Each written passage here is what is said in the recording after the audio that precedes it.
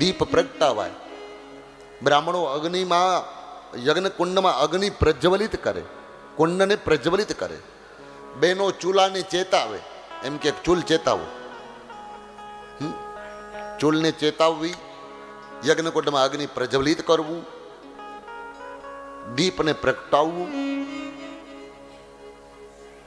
પ્રગટાવવાનો અર્થ છે જ એમાં, ખાલી એને પ્રગટ કરવાનો છે, એક વિધિ કરવાની છે પ્રગટ કરવા માટેની. પછી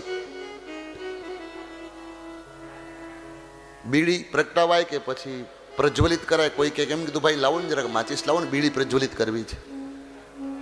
બીડી હળગાવાય, હળગાવવી કચ્છીમાં દુખાવાનું કે દુખાણીએ જરાક, દુખાવવું, હળગાવવું, પ્રજ્વલિત કરવું, પ્રગટાવવું બધાય અલગ અલગ છે. બાકસીનું એ દિવાસળી એની હોય, સંતના હાથમાં જાય તો દીપ પ્રાગટ્ય થાય. અહીંનું એ માચીસની એની દિવાસળી ભૂદેવના હાથમાં જાય તો અગ્નિ પ્રજ્વલિત થાય. એની માચીસની એની દિવાસળી કોઈ બેન દીકરીના હાથમાં જાય તો 40 જણાની રસોઈ બનાવીને બધાની અગ્નિ ઠારે.